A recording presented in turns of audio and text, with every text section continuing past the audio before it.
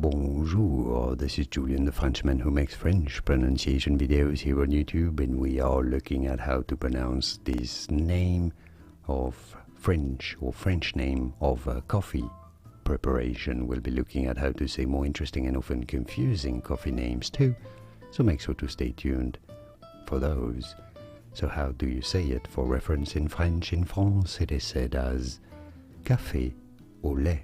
Café au lait, meaning coffee. Café is of course French for coffee. Au lait, meaning with milk. Lait being French for milk. Silent T there, as you've noticed. So it'd be fine in English if you cannot pronounce French very well to say it as café au lait. Café au lait, from French café au lait, café au lait. And now you know. More videos here on how to pronounce more interesting French vocabulary and coffee names whose pronunciations aren't always obvious. I'll see you there to learn more. Thanks for watching.